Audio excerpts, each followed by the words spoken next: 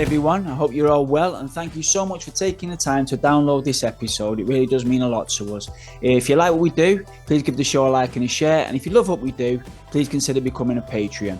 Now this week, me and our Alex, we spoke to Zack Polanski, the Deputy Leader of the Green Party.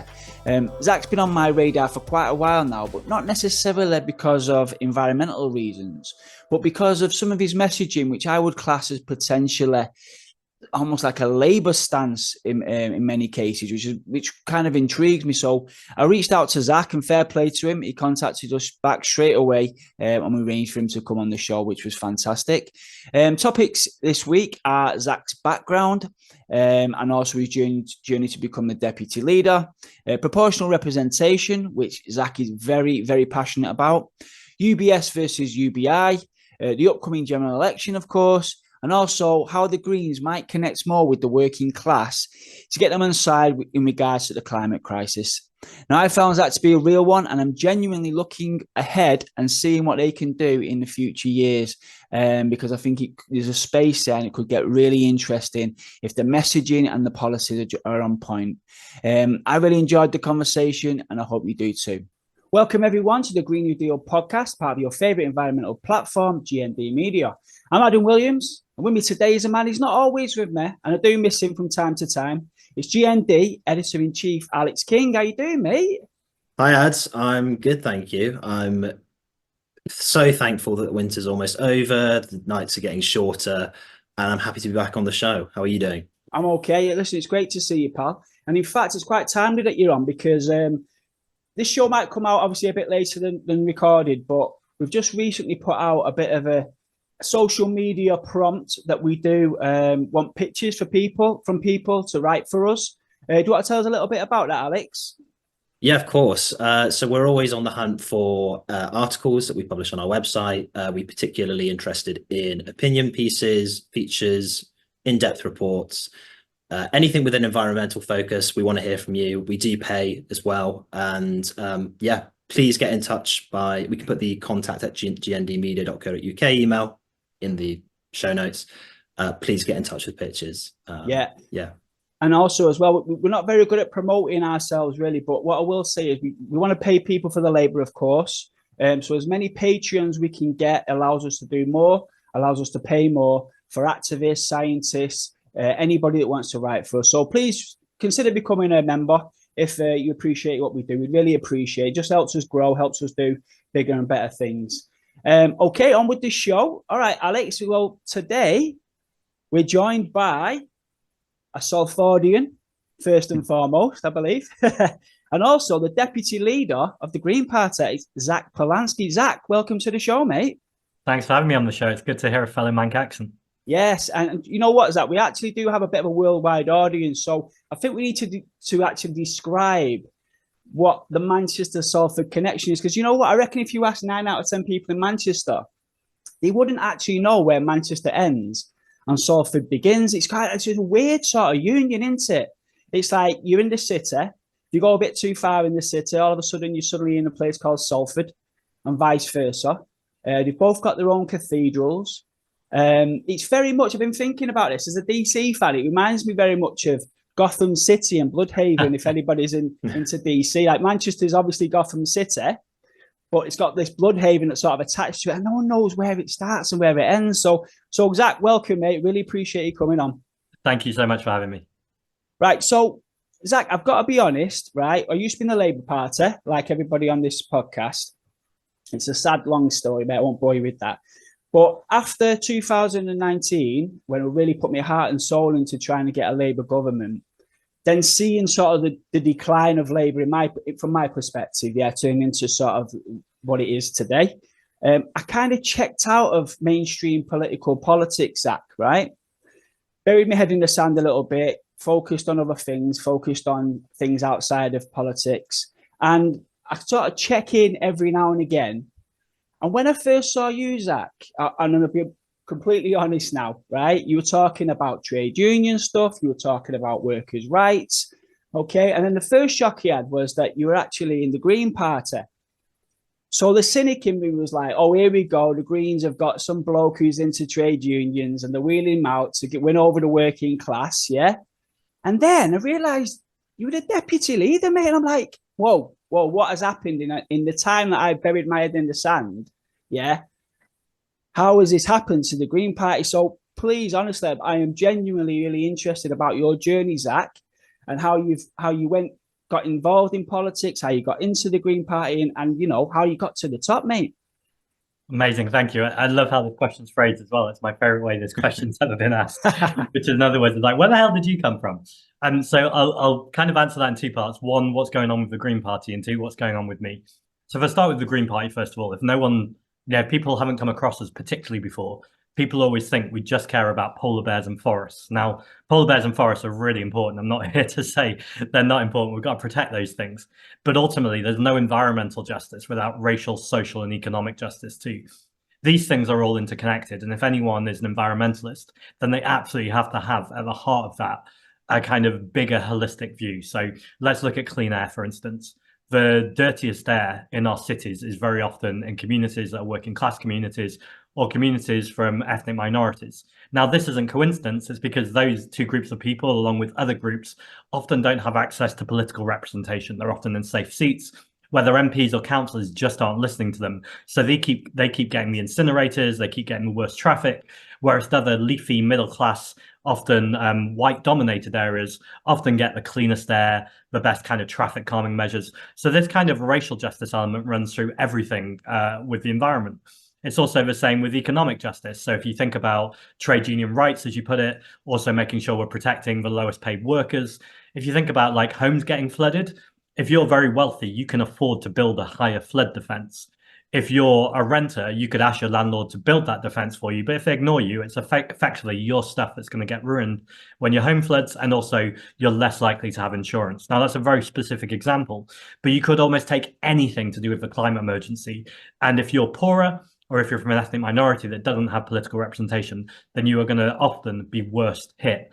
And I see it as the mission of the Green Party to widen this conversation and make sure that everyone is included in the political process, particularly those from marginalized groups, whether that's from Black and brown communities, whether that's from working class communities, or frankly, people who just haven't been engaged with politics before. And I think the story you gave when you set this up, where you said you felt like alienated from politics, that you cut off, that's a story I hear constantly when I'm knocking on doors. People say they've lost hope, or even they really want the Tories out, but they look at Keir Starmer and they just don't have any enthusiasm for what he's offering. And I think it's not a surprise when he stood on one ticket, and then as soon as he was leader of the party, threw out every pledge and every kind of commitment made.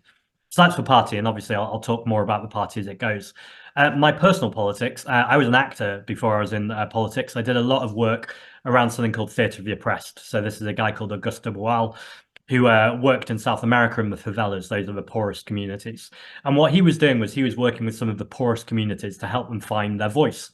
And when they were facing oppression, whether it's political oppression, economic oppression, foreign affairs oppression, whatever it might be, he was effectively helping them to strengthen their voice. He called it rehearsing the revolution. He would rehearse times where they felt oppressed or their voices weren't being heard, and look at what other choices did they have. How could you bring in politicians to be your voice, or how could you organize as a community, preferably, to help combat the oppression? So I was doing loads of this work, both around Europe, but also in England, working with homeless people, working with groups of young renters that were being evicted from their homes, about how to challenge a landlord. And you can only do that work before for so long before you start to go, having a voice is really important, and being able to articulate what you care about is really important. But if the system is fundamentally broken, you can have the most effective, articulate voice in a community.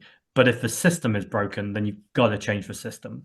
So I started to get involved with politics ultimately because I could see that we needed that system change. And when I talk about environmental, racial, social justice to combine it with the Green Party, it's constantly looking at systems. How can you change these big systems? And people will go, but you know, for someone who lives in a council house who can't afford to heat their home or feed their kids, they're not thinking about systems. And I agree with that. They're you know, they can be. That's not to patronize them, but they often don't have space to think about systems. They're just trying to get through day to day. But ultimately, their day-to-day struggle is part of a system that isn't working. And we shouldn't have a society where people are struggling to put food in their belly, to heat their homes, to choose between getting the bus to work or walking to work because it's going to be cheaper. we have solutions to be able to deal with all of those things, and particularly to eradicate poverty while dealing with the climate crisis. Ultimately, we need politicians and community organizing to step up to the plate. So when people talk to me about that they need hope, that is the hope. It's people wanting change, but we've got to organize and we've got to vote for it. What stands out to me straight away is, obviously you've been in politics now a good few years. Now, you know, to me, you sound like a Labour man. You sound like someone who's fighting for things that traditionally Labour would be fighting for, and things that we fought for when we joined the Labour Party from about 2016 to 2019. Has there been any crossovers for yourself with the Labour Party? Is there a reason why the Labour Party wasn't for you? So there's Labour politicians that I appear on cross-party platforms with all the time. So obvious ones are Clive Lewis, Zara Sultana. Yeah, brilliant. Been on before, friends yeah. of the show, yeah. John McDonnell was on a picket line with recently. Jeremy Corbyn I spoke with at a Palestinian rally last weekend. And in fact, we're speaking at an event again in a couple of weeks with Owen Jones. So there's clearly cross-party working. I guess, what are my differences with the Labour Party? Well, first of all, I think you have to kind of go, what is the Labour Party? Because we've got Keir Starmer's Labour Party, we've got Jeremy Corbyn's Labour Party, we've got Tony Blair's Labour Party. These are very, very different Labour parties. But I don't want to be disingenuous. There are some fundamental differences that I have with all three of those people, or all three of those versions of the Labour Party. I would say it's not a surprise that Jeremy Corbyn's version of the Labour Party sits a lot closer with my politics, but there are still issues. So not to retrace kind of old stories or old battlegrounds, but proportional representation has always been one of the most important things to me in politics. Now, I was talking to a Labour politician about this literally the other day. We were at an event and they said to me, I always hear you going on about PR. Like, do you really think that's what matters to people right now who are struggling? And my argument is very similar to the one I just made. Yes, I think it is, because when people tell you they've lost hope in politics, they think politicians are all the same, nothing ever changes. I think what they're pointing to is a lack of political system to represent people, where we've had to pick between the red and the blue team. They often move into a very similar place. Never has that been clearer than under Keir Starmer and Rishi Sunak, and their attitudes towards Gaza and a ceasefire, for instance, where they were willing to stand with a far-right Israeli government much quicker than they were willing to speak out against the massacre that's happening to Palestinians. Now, that's one specific example, but we also see it on things like the child benefit cap. We've got Keir Starmer saying that he'd refuse to lift that. We know that that is one of the instant ways that you could lift literally hundreds of thousands, if not millions, hundreds of thousands of children more likely out of poverty. Now, if you've got a political system that is pushing people into the kind of consensus that I would say is centre-right at best, it's close to hard right at worst when you look at immigration and fascism, I think it's often merging into there. Now, I don't think Jeremy Corbyn was anywhere close to those places, but I do think there was an attitude often from the Labour Party, which is this kind of majority rule, this top-down politics, whereas the Green Party comes from this much more grassroots place. Now, Jeremy Corbyn obviously had a huge part of that with Momentum, and they were bringing that together. But there was still a fundamental opposition to changing the voting system. Now, people will know that I was actually in the Liberal Democrats before I was in the Green Party. And the main reason why I was in the Lib Dems was exactly this, because they seemed at the time the way to get the voting system changed. Natalie Bennett was the leader at the time, and I've spoken to her about a leader of the Green Party at the time, you know, why didn't I just join the Green Party? And I never felt like the Green Party were talking about this kind of change. They were just talking about the climate crisis. Back then, the Green Party got about 30 seconds on media time. We still don't get that much more. But back then, it was really, really tight. She said, am I going to talk about proportional representation, or am I going to talk about the climate crisis? So I get that. But now that we get this wider time and we have this bigger platform, I think now more than ever before, there really needs to be this move towards changing the voting system. Now, to be fair to Labour members, Labour have now voted to change the voting system. The trade unions are on board at the conference. I think it was over 80% of the Labour membership were on board. So they voted for all of those things. But then Keir Starmer just shrugged his shoulders and said, no, that's not going to happen. And again, that's a fundamental difference between the way the Green Party work and the Labour Party work. The Green Party is fully democratic. Our members decide policies. The idea that we would have a policy and I'd just decide I'd want to change it, it's not even a conversation we could have in the party. And I think that's quite right, that members decide. The leaders do lead in terms of we influence and we make arguments, but one member, one vote ultimately. And then there's a second part, which is around Europe. And I know that lots of people on the left are very skeptical of Europe. So let me start with this. Europe, the European Union has often failed us, and it's particularly failing us again at the moment, again in its response to what's going on in Gaza. I think it's not been agile enough. It's taken a consensus position that's neoliberal. However, I do think the need for countries to work together and negotiate and have some kind of European Union is really important. And so I always felt very strongly that we needed to stay within the European Union. I'm not planning to like refight that fight tomorrow. I think when there's been a referendum and people have made a choice, you've got to accept that choice. But ultimately, I'd love to see a Green majority in the future that stands on a clear European consensus of changing Europe from within. And I think, again, that's a difference with where the Labour Party have often been. And then finally, and it comes back to the democratic point, but my very first mayor's question time. So I'm elected in London to the London Assembly, and my primary job is to hold London Mayor Sadiq Khan to account. I don't think Sadiq Khan's the worst Labour politician in the world. In fact, there's lots of things we agree on, but there are some big gaps in his plans. The very first thing I asked him about was citizens' assemblies, the idea of bringing people's voices into the chamber, particularly marginalised voices, that one politician or any group of politicians can't speak for millions of people, and ultimately we do need to widen our democracy. So I asked him about citizens' assemblies, and his response to me was that I should watch that I didn't make myself redundant. And that's that real top-down model of politics, which is command and control. And we see that to its nth degree with Keir Starmer, just, this sense that he is in charge. Even the MPs don't seem to have that much say in the driving of the party. Whereas, as I say, the Green Party are always looking to do that grassroots bit. Does that make us messy sometimes? Absolutely. It means there's little pockets going on all over the country of Green Party. Some places where there's immense activity going on that's amazing, and I hear about it and I go, yes, that's how I do it. And other areas where they're talking a lot and they're not winning yet. And, part of me goes, I wish they'd organize themselves and get winning. But ultimately, that is my role as deputy leader, is to inspire those pockets in terms of how to win and how to get there. But it's not to force people to do anything. And it's certainly not to kind of crack the whip, for want of a better phrase. Yeah. Anyway, that was a long answer, but I think it's a good nuanced question. Well, yeah, you've certainly given me food for thought. Now, the first thing is that, what you described in regards to the Green Party and it's sort of grassroots activism and it's not top down. I'm sure Alex will agree. So, like I said before, we all met via the Labour Party during about 2016 to 2019. And the best thing about the Labour Party back then, Zach, was that the members felt liberated. Yeah. And we felt liberated in a way that if we could get together with a certain amount of numbers, with a certain amount of ideas that were well thought out, well structured and well argued, that at conference and within our CLPs, there would be a chance for us to put our cases forward of what we felt the direction the Labour Party would be, that would be listened to, and fundamentally that these ideas would be implemented. Now, the best one, I think, listen, momentum was fantastic, yeah? But for people that are climate conscious like myself and Alex and everybody else on this podcast, there was a group called Green New Deal, Labour for a Green New Deal. Now, that was basically like-minded people in different CLPs that were environmentally conscious, that knew, and we still know, and we're still sure of it, that the politics of the future has to be radical in regards to the climate crisis. Obviously, I'm preaching to the conveyor with you, Zach, from the party you're in. But we created a group that eventually created a manifesto that was considered one of the most radically green that had ever existed in the Western Hemisphere or the Northern Hemisphere.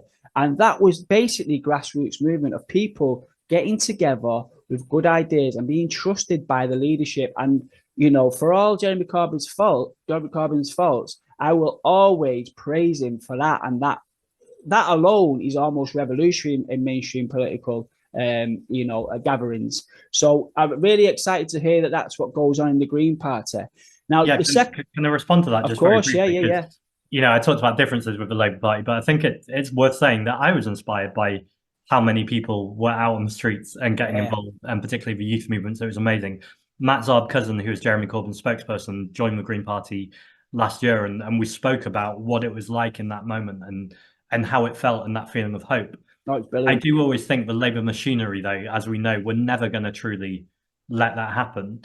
And that was brutal. And I also, I'd say this to people who are still in the Labour Party, that even once Keir Starmer's gone, they have now successfully dismantled the structure that would ever allow a left-leaning, not even left-wing, a left-leaning future Labour Party, because they have changed the structure of how Jeremy Corbyn even got elected in the first place. And that Labour machine is absolutely brutal. So yeah, I do want to be really clear though that I think the movement that was existing under Jeremy Corbyn was phenomenal, and that was a really hopeful moment in politics, and we really need some of that hope in our politics. So yeah, absolutely. Yeah, no, I'm glad to hear that, Zach. It doesn't surprise me. Obviously, you know, we all respect and admire movements that bring people together and create a certain amount of positive energy. But one thing I would say as well is for people that are climate conscious, no matter how much work we put into the Labour Party, even with Labour for a Green New Deal, you know, the Labour Party was still very much a traditional Labour Party at heart on the left. And even despite all the successes we had for Labour for a Green New Deal, the climate was still very much a caveat. It was still very much a caveat in CLP meetings. It was still very much a caveat at conference. Yeah. And I think it would take decades to sort of change that consciousness. Whereas when I listen to you, Zach, and I hear you talking about trade unions and hear you talking about your stances of Palestine and all these things that traditional sort of Labour people would resonate with, I would have to assume that for you, the climate crisis isn't a caveat, it's a central component to everything else, because obviously you're deputy leader of the Green Party. So tell us a little bit about your feelings around the climate crisis and where everything fits in, because obviously for us, it's in everything, it's around everything, it involves everything, it's the centre of everything. So what does it mean for you as deputy leader? Yeah, so I think I'm going to push back on the question, but with the good spirit with it's intended. I think the binary is false that often gets presented, that it's workers' rights or the climate. And I know you weren't presenting it as that, but that's how Labour. My point was that's how it was presented in Labour, absolutely. Whereas we were trying to sort of push the message that it's not a caveat. It's intrinsic to everything. Yeah, that was my point. Yeah. Yeah. So let's look at the steelworks in Port Talbot in Wales. I was there just a few months ago, and it was really clear then that this wasn't going to last much longer because there were announcements and there were whispers, and it just boggles the mind that the government and the Labour Party didn't already have a just transition deal in place, weren't already talking about things like a universal basic income, but beyond even a universal basic income, just talking about how are we going to retrain people? How are we going to make sure we're getting them good green jobs? How are we going to make sure that they're unionizing? How do we make sure that this whole transition is led not by governments, but actually by trade unions and by the workers themselves? So that, again, I think the Labour Party would present as, oh, that's a trade union piece rather than a climate piece. But it's absolutely a climate piece, because if we're going to save our planet, as existential as that, we have to make sure that workers still have jobs. We have to make sure that people are still protected. So this morning I was in a fire committee with the London Fire Commissioner scrutinising the fire brigade, and a guy was there, Gareth Cook, who's the London regional organiser for the fire brigade union. And it was really interesting because the Conservatives tried to put him on the spot. They said that the Sadiq Khan has just announced on Fridays public transport is going to be cheaper in London, but at the same time we're lacking money for fundamental training for the fire brigade in certain areas, or it's not being paid enough. And he said to this trade union leader, and Gareth Cook's amazing, everyone should check him out, are you annoyed with the mayor that he'd rather give people a gimmick of giving them cheap transport on Fridays rather than protecting the fire brigade? And he said, look, I'm a trade unionist. I'm always going to ask for more money. That's fundamentally what I do. I'm always going to stand up for my workers, always going to ask for better pay, better working conditions. And even when I've got them, I'll probably ask you for some more, because that's fundamentally in my blood. But also at the same time, I'm a citizen of this city, and so are my firefighters, and they have to get around. And we also know what too much traffic and fumes and pollution is doing to this city, and we need to get people on public transport. And I just thought it was a beautiful rejection of, again, this binary of pitting things against each other, but actually recognizing that workers aren't this subset of people that don't exist within society that need protection. The workers are all of us. That Guy Standing, who came up with a lot of universal basic income, calls the precariat. So those people who don't necessarily know where their next bill is coming from, or they're just about getting by with the rent. Obviously, some people are in much worse situations than this, but a good chunk of this country is in that precariat where they're not absolutely living in poverty, but they're struggling and they don't know where the rent's coming from a month after next. Meanwhile, we've got multimillionaires and billionaires who are living it up, and we talk about a cost of living crisis, but really it's an inequality crisis, and this gap is getting wider and wider. And again, we've got the Tories, obviously, but also the Labour Party refusing to talk about taxing wealth. Now, until you start taxing that wealth, you are not going to have the public investment that you need to tackle the climate crisis. And so that conversation about the economy absolutely has to happen. But all of these things, again, as we said with the question, they're not separate things. It's that thing of there's no jobs on a dead planet. Sure, you need to protect the planet. But ultimately, if we're saving a planet that doesn't have workers' rights, that doesn't have basic human rights for people of color, for trans people, for LGBT people more generally, if it doesn't look after disabled people and make sure we've got a social model of disability where they are integrated into our planning system rather than an afterthought, unless you deal with all of these things, what kind of society are you creating in the end? And ultimately, as I say, these things are all interconnected. They're all intersectional. And so, sure, you can silo one. I'm not saying you shouldn't ever silo things. Sometimes you need to talk about the climate, for a meeting. You need to kind of ignore the noise, just focus on the climate. But as soon as you've done that, you need to work out how these things all intersect with each other. Other things, sometimes I'll be on a picket line, not thinking about the climate directly, but on that picket line at some point, we've got to think, okay, what are the consequences of this for our immediate environment, for green spaces, for the air that people breathe? So it's constantly asking these questions. And the best way I know to do that is to make sure that you got people around you that represent these marginalized groups who are there in literally the most diverse way to go, have you thought about this? Have you considered this? And then we're back to the community piece, because if you try and do it top down, you're going to fail badly. You need to constantly make sure you're checking in with networks, and it's iterative. So you get a bit wrong, you change it a bit. You get a bit wrong somewhere else, you change it a bit. But you're constantly working to move towards the perfect, knowing that perfect's probably not quite there, because we're talking about a planet that's breathing and is okay, and everyone having absolute human rights and working conditions. That shouldn't be an impossible dream, but I recognize that's difficult and we've got to keep working for it. Absolutely.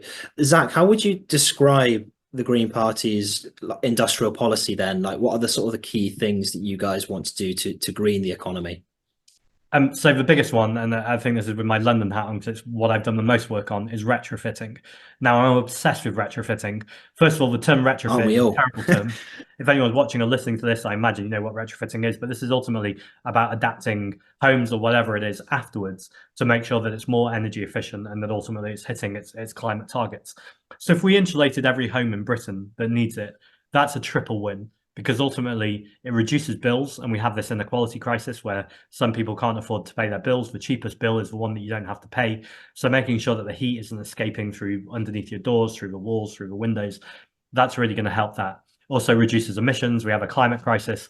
And if you're going to retrofit every home or insulate every home in Britain that needs it, those are good green jobs that, for instance, steel workers who have lost jobs could have been transitioning into already. But it takes a while to train people up to be able to do these things. And we can make sure that we're building an economy for the future where workers' rights are embedded into that economy. Yeah, in terms of industrial strategy, I think getting things retrofitted is huge. And obviously that creates lots of jobs. I think more widely, though, we clearly need to be looking at investing in renewables. They're 8 times cheaper. So that's something we should have done a long time ago. But famously, I think it was in 2014, 2015, David Cameron's government said, let's cut the green crap. That cost people lots of money on their personal energy bills and on their homes, and also really delayed this green industrial transition that we need. And we've got to keep making the argument for that, both offshore wind, onshore wind, and looking at things like tidal too. The really exciting thing about renewable energy is if we talk about community energy, you're straight back into the conversation about democratization and ultimately making sure it's local people in their local communities who are getting the benefits of these renewables, deciding what they're for, getting the money back on them, investing them back into projects. I really think that, when I think about the next few years of politics, both the general election coming, but the general election after that too, frankly, devolution has to be a massive conversation. How do we give more powers, more money to cities and towns to make sure that ultimately the local economy and local communities are more in charge of what that transition looks like? Because if people feel like politics is being done to them rather than with them, there will be backlash, and people will kick back, quite rightly. Ultimately, it's people within the communities, and again, workers, trade unions, who need to be leading that charge. Absolutely. I think one of the key things would be retrofit for that kind of local economic regeneration that you talk about. I think I heard if we retrofitted every home in Greater Manchester, it would essentially save £10 billion in energy bills, which is money that could then be spent in the local economy. So yeah, as you say, it is really a triple win. On the subject of housing, I wondered if we could raise another potentially thorny subject, which is where does the Green Party come down on Greenbelt? Yeah, people often talk about it as a thorny subject, but actually, without being disingenuous, for me, it's quite clear cut with all of this. So, we need to protect the green belt because ultimately, we have a climate crisis, yes, but arguably even more important, we have an ecological collapse of species and biodiversity, and ultimately, we need to make sure that we're protecting our green belt. Now, at the same time, we talked about intersectionality. People need homes, and people have got to live somewhere, and there is a lack of housing. But ultimately, CPRE, the Campaign for Rural England, have done loads of data that shows there are so many empty homes already in Britain that actually, again, if we were retrofitting them, those are homes that people could be living into. As well as that, we could be building on the brown belt. There's lots of places where homes can be built.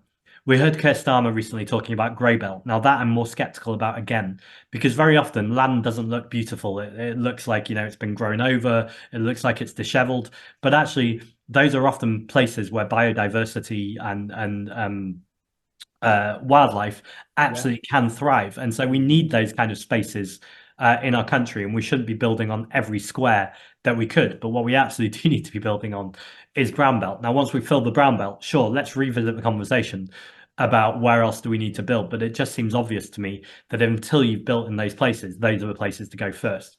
Now, second to that, there's a kind of overruling charter that we have as a Green Party, which is the right homes in the right place at the right price. I'll go through it very quickly. The right homes at the passive house standard. There's no point in building homes anymore that are not of decent quality and are energy inefficient. Yes. Far too often we have private developers who ultimately their bottom line is profit, and it is absolutely not for social good. So ultimately we do need to get back to council housing, and I don't think we should be ashamed of that. I don't think there should be a stigma for that. I think, again, we need to get back to the idea that we should be proud that we're providing people with a home. This often links into the conversation with migrants. People scapegoat migrants and refugees, saying there's no homes for them, there's no doctors, there's no dentists, there's no schools. All of those things can be true, but they are not the problems of migrants. They are the problem of 14 years of conservative austerity and the Labour Party that's not challenging austerity and is continuing the neoliberalism. We should ultimately be positive about migrants. We should be telling the positive stories about how they contribute to our economy and to our society, and those humanitarian arguments, and not kind of racing to the bottom with racist rhetoric. That all links into the housing conversation, because if the decent houses are being built and you're making sure there's enough space for everyone with those homes that are being built and building family homes, but also making sure you're building and planning for the infrastructure around it, those things ultimately build communities that are built for people rather than profit. In terms of the right place, I've covered that. So brown belt, ideally, and making sure that the green belt is protected. And the right price, of course, is really important. Ultimately, we need to make sure that medium rents are linked in with average incomes within that area, taking into account inflation as well, where there's an overburdened rental market. Also, we need to end right to buy. This one can sometimes be tricky because some people bought their home off right to buy and shouldn't be made to feel like they did anything wrong. They didn't do anything wrong. They were perfectly entitled to. It was a government scheme and they did what they could. But ultimately, if you make social homes and then sell them off, then you shouldn't be surprised that you don't have enough social homes. Yeah. That is clearly going to be a huge issue. So housing does need a major reform. But I'd say if there was one principle riding through it, it needs to be homes that are built for communities and families in mind, and not ultimately about creating money for private developers. And then the very kind of last caveat, which is a bit niche, but I think is nevertheless important. You see far too often councillors who have been involved in planning committees stop being councillors and immediately go to work for housing companies and private developers. It's difficult to call it corruption because it's difficult to exactly prove who was talking to who, but I think it stinks. And I'd like to see, I'd ideally like to see people who've been councillors or worked in public life never working for private developers. I realise that's quite extreme, so at least like a conversation about a 5-year or 10-year gap between being a public servant and being allowed to work for a private company where the decisions you've made could have contributed or benefited that private company. They do that for, don't ministers have some sort of, isn't there some sort of time period in which you can't get work in certain companies are having been a minister? I don't know is the honest answer. So that's Anyway, it's possible. If so, that would be a great model to replicate. And if not, I mean, it's exactly the same principle. No, I'd like to see that. Yeah. I think it might be specific jobs, and I think it might be very, very specific. But I would like to see the principle broadened out. Yeah, I mean, I work in the homeless sector in Manchester, Zach, and honestly, the housing crisis is insane, mate. Honestly, year on year, it's getting worse and worse, and this lack of social housing. So it's great for you to hear you sort of promote social housing as something for a future policy. It's so important, and just I was in Manchester at Christmas, and just the amount of rough sleepers on the streets. Yeah, I mean, it's crazy, mate. It's disgraceful. Yeah, it's unbelievable. And during COVID, both Andy Burnham, who I think is pretty good, by the way, so I'm not here to knock Andy Burnham, and Sadiq Khan, there were suddenly homes for everyone. Like, people were put in homes overnight over COVID, and it proved that it can be done. Yeah. When we decide that we're going to end homelessness and end rough sleeping, it requires the political will, and we won't get the political will until people vote for it. So again, we're back to people voting for radical change. That's not radical; it's common sense. Now, Zach, I do want to move on to the election shortly, and possibly into the next administration. But just quickly, just because it was on my mind for the things that you said. Now, one thing that I think has been a fantastic idea that's kind of gets overshadowed by it's kind of a big brother is a lot of people talk about universal basic income. And I do understand that the pros and cons of universal basic income, and it is a great idea. But the one for me that really stands out, doesn't seem to get half as much attention, is universal basic services.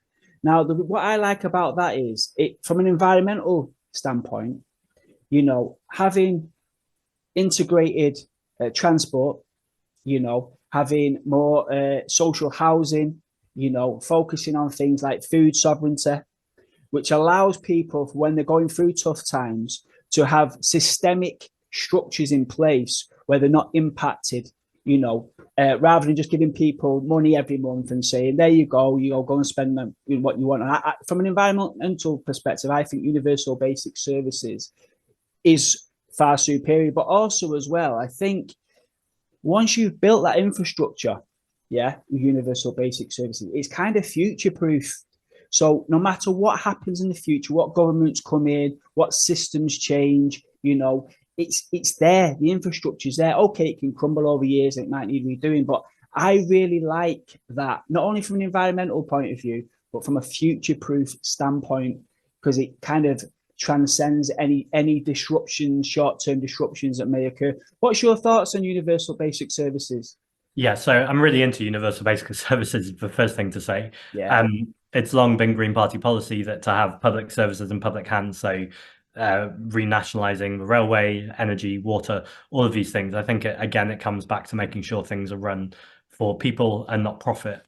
I do a lot of scrutiny in Thames Water in London, but you could almost choose any water company around England. And there's been times where they've been incentivized to put sewage into the water. I mean, if that is not an absolute complete demonstration of the failure of privatization, I don't know what is. As well as that, they didn't have any debt when they were privatized. They have now racked up masses of debt, and all of that money has gone in dividends to their shareholders. So this idea of privatized services isn't working. And I think the idea that everyone should be able to use any fundamental or essential services, and that should be as free or as cheap as possible, is also a really important principle that I would absolutely support. The reason why I have a preference to universal basic income, and ideally in a world we do both, is solely about freedom. And I take your point that if you've got universal basic services, you could nudge people's behavior, or you could encourage the best kind of possible environmentally friendly behavior. And within my environmentalist hat, there is also a hat that is, really wants to lean towards freedom and giving people maximum autonomy over their lives and making choices over what they want to do with their time and energy. So when it comes to the environment, my preference is always to educate, to create awareness, to be able to create consensus through community. Mm-hmm. Universal basic services for me is more wired towards ensuring that the system works in the way that the politicians want it. Now, if those politicians are acting in the interest of the people, then I don't have a problem with that at all. And that's why I support universal basic services. My worry is if the politicians aren't representing the people as we have right now. Reason why I love universal basic income is that overrides even the problem of what politicians are doing with services. It gives the fundamental right back to each individual to decide what they want to do with that money. And for those who don't know much about universal basic income, that's just a secure amount of cash that you would get each month that is unconditional. So it doesn't matter whether you're working or not working. If you have a disability, you still get extra. So it's making sure that no one's worse off. There's something called the better off mechanism, making sure that someone's better off than they are under the current universal credit system. And also, there's lots of, obviously, if you give people money, that improves their lives in terms of financially. But there's lots of evidence, too, that it increases women's empowerment, where they feel freer to do things. It increases children's nutrition.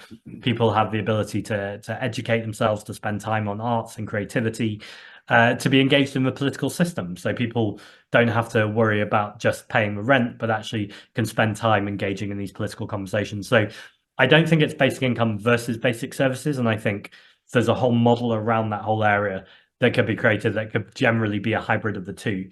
But my leaning is always more towards where you can give people autonomy and choice over what they choose to do.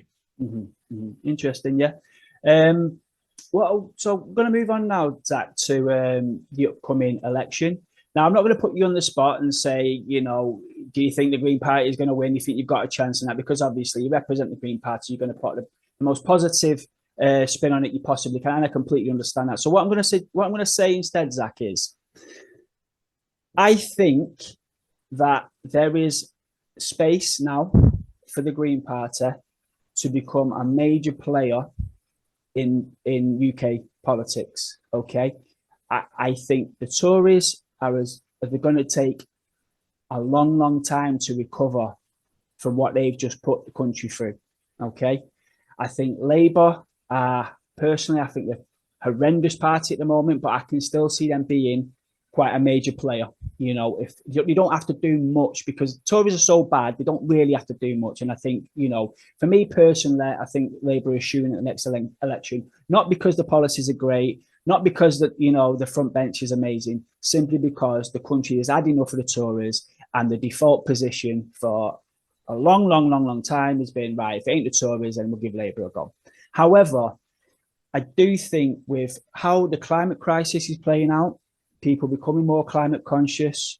I'm hearing some fantastic things from yourself about the Green Party. You're bringing in more ideas and conversations that's geared towards workers and working class people and their concerns.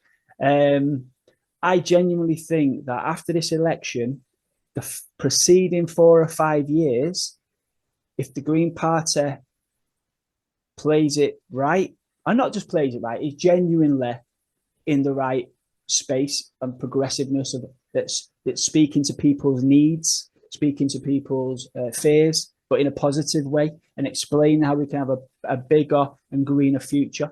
Things like just transition, things like that. I really do think that the Green Party could, surpass one of the major parties and really go for it in the next 5 years. I know you're probably going to agree with that. And you may genuinely agree with that, yeah, which is fantastic. But what do you think the Green Party has to do in the next 4, 5, 6 years in order to convince?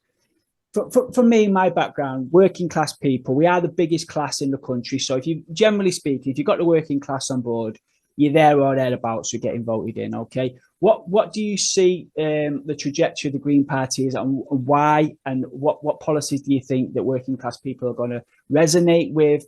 What is the building blocks for the Green Party for the next 4 to 5 years to make them a real player not in this general election, because I do think it's a bit early for you guys, but certainly for the next one? Yeah, I think it's an amazing question. I agree with lots of it, and then there's a major bit I disagree with. So the first bit that I really agree with, I do think the Labour Party are a shoo-in. I think we're going to see Keir Starmer as Prime Minister. I think probably potentially with a large majority, although I wouldn't rule out a smaller majority or a hung parliament, and then things do get interesting. With that being said, though, I don't think there's going to be a Green government. So you say you expect me to be as positive as possible. I am really, really positive. I'm also realistic. We're not going to win major amounts of MPs at this election. We are, however, for the first time ever in our history, planning to stand the candidate in every single seat in England and Wales. So we should see the biggest Green turnout that we've ever had. in our history. In 2017, 1 million people in this country voted for the Green Party. We got one MP because of the system. In 2017 and 2019, we tried to make deals, particularly in light of Jeremy Corbyn and the more progressive Labour Party. And that meant we didn't stand in lots of seats, and that ultimately affected our vote share. So at this election, every single Green vote that anyone votes, whether we win MPs or not, in their seat, that is still a vote to tackle the climate crisis, to tackle inequality, and a vote for proportional representation. So if you're in a seat where you absolutely know the Labour Party are winning anyway, this isn't that close, you absolutely do not need to worry about voting for the Green Party. And ultimately, that is making the argument stronger when Keir Starmer is Prime Minister to say, actually, Labour won because we were sick of the Tories, but we are not happy with this Labour Party. And this is the direction that Starmer needs to go in. So that's really important. Second, I would argue, even where it is close, you have a Labour Party, people talk to me about tactical voting, but ultimately this is a Labour Party that put £28 billion on the table for a Green New Deal.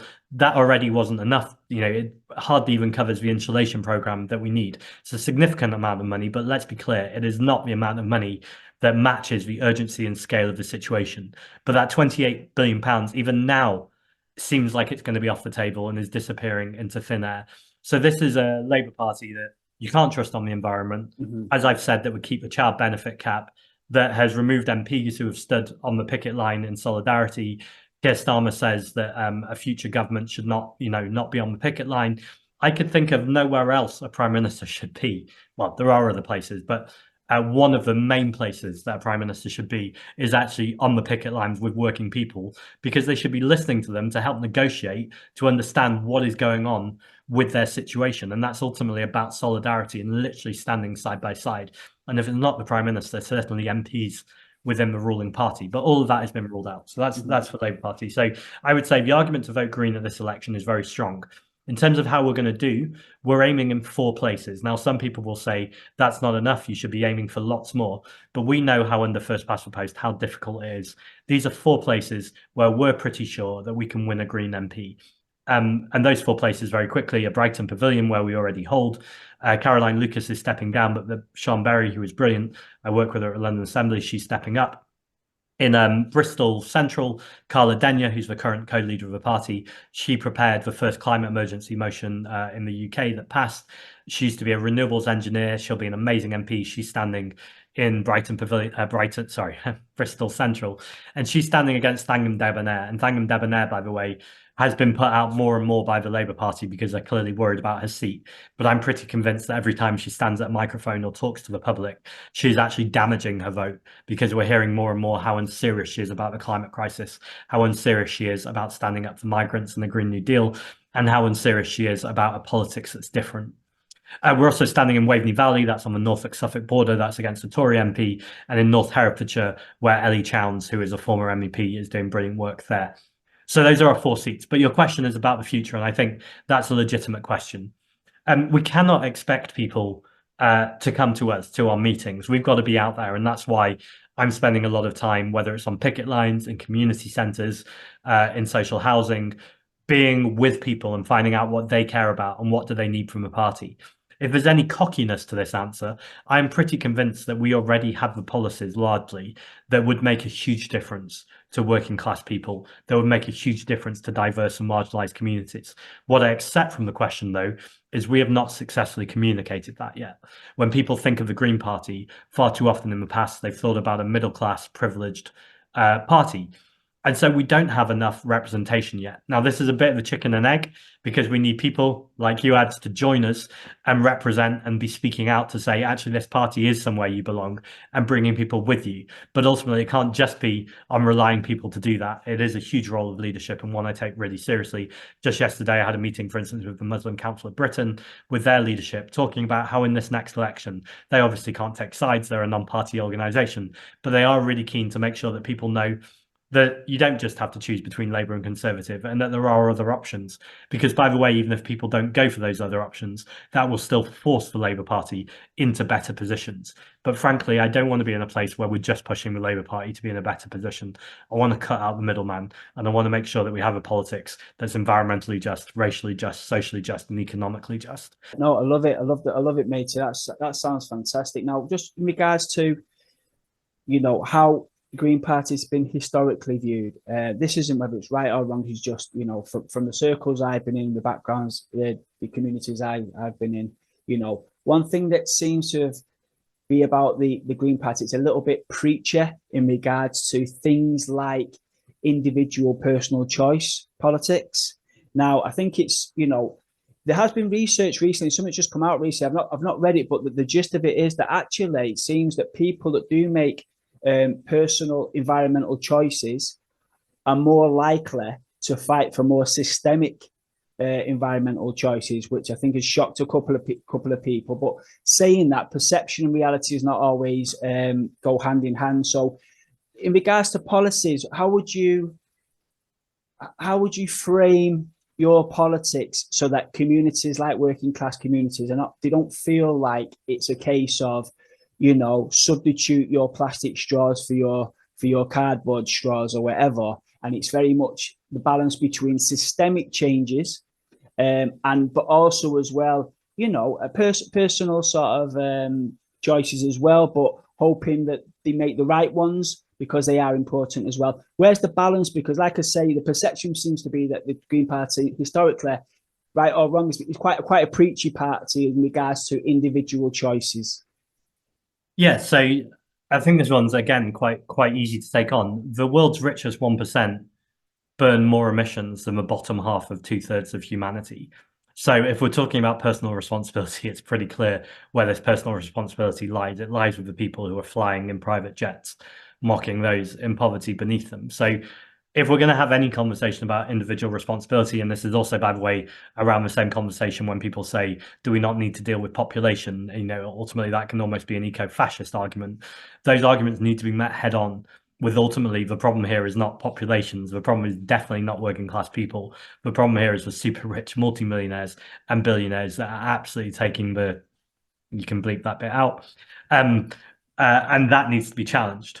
But yes, we absolutely need systemic change, and preaching at people will not work. Now, are there still some people in the Green Party, as there are in Extinction Rebellion or Green New Deal Rising or any organization, that will still tut if someone's driven their car or someone has a plastic bottle?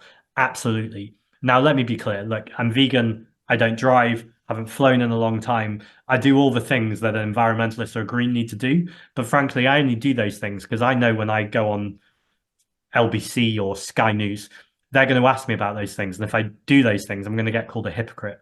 So to make my life easier, I do all the right things. But there is absolutely no reason why someone can't drive or eat meat or fly, once a year or go on a holiday and still be a green activist or still be an environmentalist.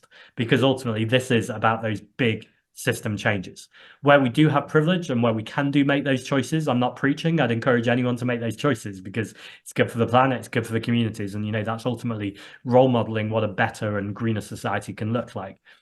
But at the same time, if you're someone who can't afford public transport and it is cheaper to drive your car, and we have that situation in cities, if there are not adequate cycling routes or it's not safe to get on your bike because the government or the council in this case have not made sure that you're safe when you get on your bike, then of course you cannot preach at people to do those things. So it's a mixed answer, because I don't want to say I don't want people to do behavioral change. I absolutely do. But we absolutely should not be preaching at those people, because the problem here are government's business and the super rich who are not doing their part.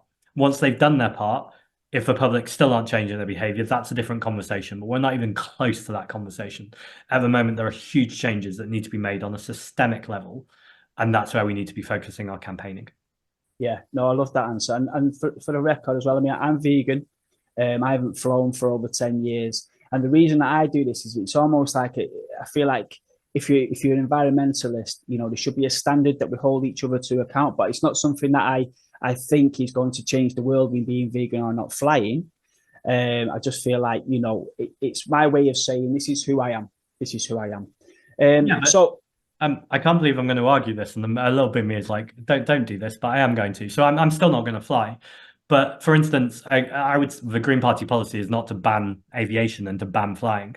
Green Party policy is to tax jet fuel or kerosene more heavily, so it's more expensive to fly, but also to have a frequent flyer levy. So if you're flying once a year, say you're going on a family holiday, it would probably actually work out cheaper than it is to fly right now, because you're essentially saying to people, if you want to travel the world and go on holiday, and you're doing a considered decision to do it once a year where you're really having your holiday, or even twice a year, then that should be cheaper.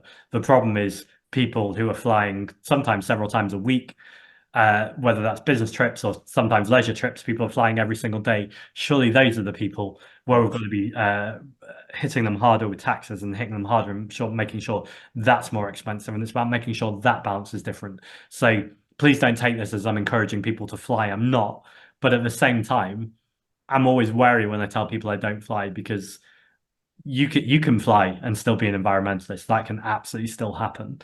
And I think it's about getting the balance and the nuance with these things right. I was going to circle back on the electoral position of the Greens, actually, and sort of probe it a little bit more.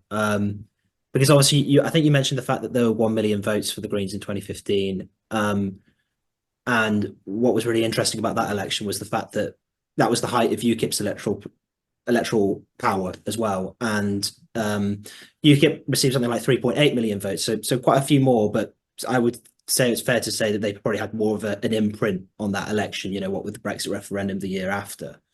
And what's interesting about that is the fact that we had a really good article written for us last year by Alex Champion on whether the Greens could ever essentially fulfill the role of a left UKIP. And I know that's a bit of a potentially undesirable label, but I think what he's trying to get at is whether the Greens could influence Labour to draw leftwards on the climate in the way that UKIP drew the Tories of right on immigration.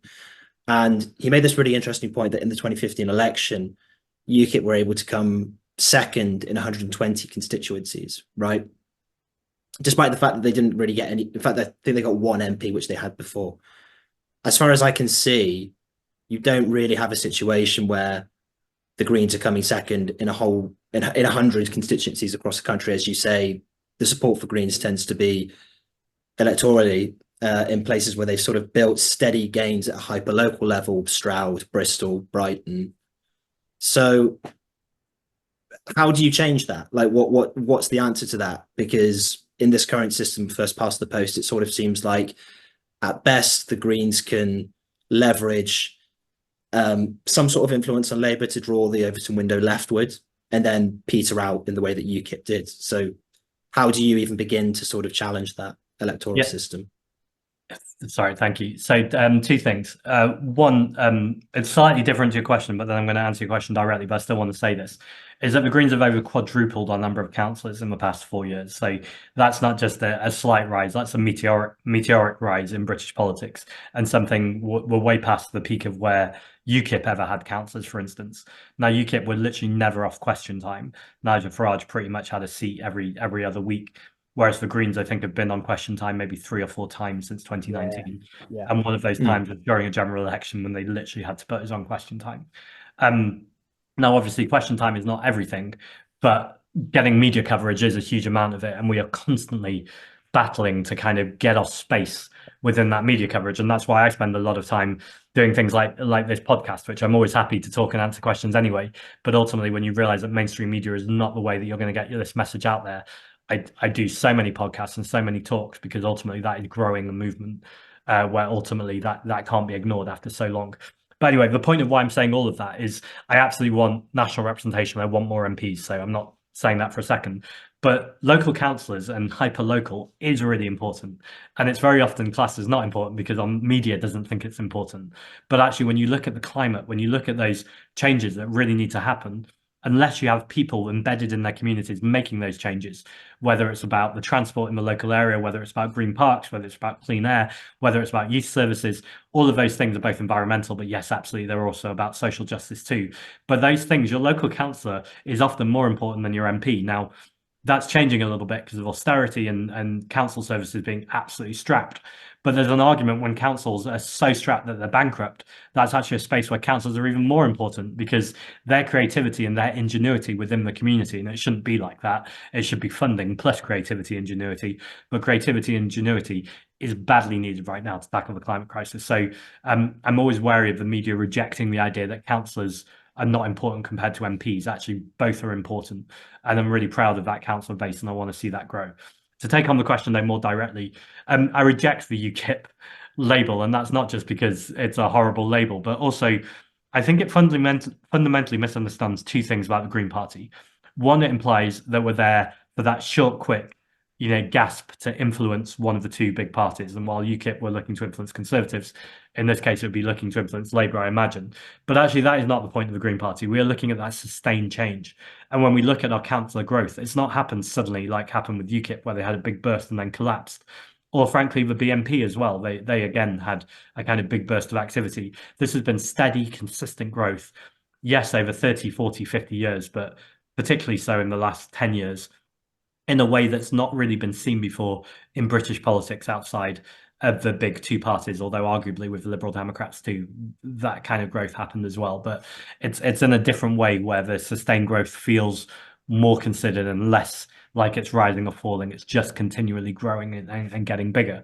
And as was put to me before, we're seeing more wildfires, we're seeing more floods. Those things aren't going away. Those are the obvious green climate things. So yes, we're intersectional. Yes, we care about all of those other things, but on very obvious green things as well, there's never been more needed for a time where people are going, yes, there's a climate crisis and we need to tackle this. But second, I think this idea that we're just there to influence Labour is also wrong, because if we come off the climate crisis and look at Palestine, although arguably Palestine is also being fueled by the climate crisis, because very often this is about lack of resources, lack of space, about land grabs, etc., and occupations. But if we look at Palestine purely through a foreign affairs lens, the fact the Labour Party have been so utterly pathetic and so awful on it also demonstrates the need for a Green Party. It's not just about the climate crisis. It is also about a Labour Party that fundamentally is addicted to the idea of growth and GDP. Now, even the person who came up with the idea or designed the idea of GDP says it's a terrible way to measure a country's well-being. And actually, we need to measure things like mental health, community cohesion, gender pay gap, disability pay gap, ethnicity pay gap. All of these things need to be considered. And when you have a Labour Party and a Conservative Party that are so stuck in this neoliberal homogeny that's about growth and GDP, this cannot be about influencing one of these two parties. This needs to be about a radical transformation of our political system and the way that we consider our economy and the way we consider the natural living world and our commitments to our climate targets. All of those things need changing, and they're a lot more than just chivying along or changing the Labour Party. This is ultimately about a different way of doing things. Now, you could argue back to me that you could influence the Labour Party so much that they have a completely different way of doing things. They're committed to grassroots democracy. They radically reform themselves. So in effect, they're the Green Party under a different name. Sure, I accept that argument. But I come back to what I've said before, that when they've changed the structure of how the leadership is even elected, that's never going to happen under this Labour Party again, because the way the system has designed, that even if everyone suddenly had an influx into the Labour Party, the PLP, the Parliamentary Labour Party, do not want to give away that power. They do not want to give members that power. And we know that we have Labour MPs right now, but we're about to get a worse set of Labour MPs because they've run under a Keir Starmer ticket, who are even more addicted to the idea of economic growth at all costs, who are even more addicted to not listening to a climate crisis and painting it as something that's nice to have rather than necessary.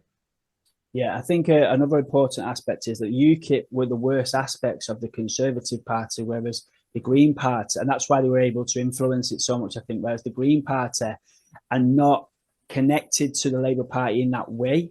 So you've almost like outsiders sort of pointing the fingers from the outside, whereas UKIP, the UKIP really were disgruntled Conservatives who were radical and far right. That's why there was a connection there. So I really like that answer, Zach. I really do. I think that was thoughtful, and I agree with you on that one.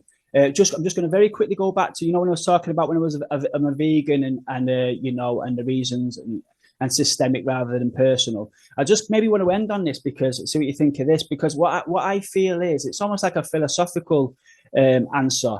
But I believe that the material conditions is what drives people's behaviours and habits, and there is research on that, and there is a philosophical argument to mention as well. But so for me, when you change the systemic structures, as we talked about, rather than the individual, as much as I think the individual is important, I do believe that when you're in a more just community, just society, a freer society, a more environmental society, a society where people feel safe yeah, and are not worried about, whether they can pay the rent.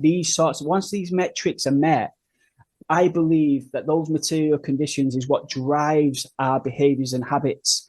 And so that's why I think it is a good message to predominantly focus on systemic issues rather than individual, especially at a political level. But I do think that it is the driver. So I think, yeah, really focusing on those systemic issues, especially for working class communities, and that messaging, I think they go hand in hand. And I think one leads, another follows. I think systemic issues change, and we as a community and as a society, we follow with it because it's a progressive and a good way to live. What do you think of that to finish with? Does that make sense? It makes total sense. I think, another way I put that is, if you want people to change their behavior, then make it the cheapest, easiest way for people to do things, and they will often do that. Now, I think we've got to be careful with that, because sometimes that can lean into nudge theory, and nudge theory was, again, ultimately a big neoliberal project to try and make sure that people were benefiting business and corporations.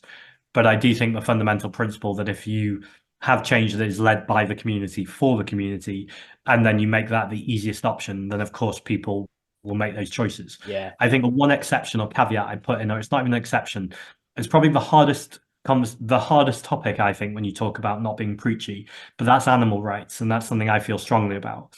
And I do feel like the animals can't speak for themselves and they can't have their freedom. And I never want to be preachy with that. And it's a very complex conversation, because what people eat feels very personal to them. Yeah. But also I do feel like we need to have a big national conversation around animal rights in this country. But putting food aside, which I think is the one sticking point there, where it's the system change can feel preachy, and we've got to work out how to navigate that. I think with everything else, particularly with transport and the way we heat our homes, and the way that we buy and the way that we work as an economy, then yes, absolutely, we should always make sure that public investment is going into making sure that it benefits the public and it benefits communities. And it's absurd, because it almost feels like a glib thing to say, because it's so bloody obvious. But when you think about how our society is set up, it is set up for the reverse of that. And very often, people, feel like the cheapest option, for instance, like is the chicken shop, is the crappiest, least nutrition, factory farmed food that is cheap for people. Do I blame the mother who has 5 kids who can't afford to feed the kids, who just don't have the time and send them to the chicken shop? No, that absolutely cannot be the conversation. I don't blame them. But what I do think is, for instance, when we look at things like free school meals, and of course every child should have a meal at school, we know that not only is that obviously good for their hunger, but also it's good for their educational attainment, and that helps social mobility. Then that principle of universality, and of making sure that we're creating our public institutions to make sure that they're protecting people and the planet, then of course things should be weighed that way, and it's about getting that balance right. Yeah. Zack, you've been an amazing guest, mate. I've really enjoyed our conversation. I hope you have too. Yeah, I've really enjoyed it. Thanks for the questions too. It's been nice to kind of dive into some areas that I don't necessarily talk about, because it's just always good for us to all be using our brains. Yeah, well, I'm definitely going to continue to follow you on social media, mate, because you turn your heads, especially for us ex-Labour Party members that are feeling a little bit homeless at the moment. But Zack, again, thank you for your time, and good luck with everything in the future, pal. Okay, guys, this is the part of the show that's dedicated to the fighters, the healers, and the conservatives of the world that are doing their bit for all of us. It's the shout out. Zack, who have you got for us this week, mate? So this is the easiest question you've asked me. I want to shout out the United Voices of the World. This is a migrant union for low-paid Black and brown workers. They're working within London. They're on the picket lines, making sure that some of the people who are keeping our cities running, who are some of the worst paid, working in the worst conditions, have that representation. They're working with them to organise and to win, and they are winning, and they're amazing, and everyone should follow them. Well, thank you so much for that, Zack. You've been a fantastic guest, and like I said, we wish you well, pal. Thanks, Zack. Thanks, guys.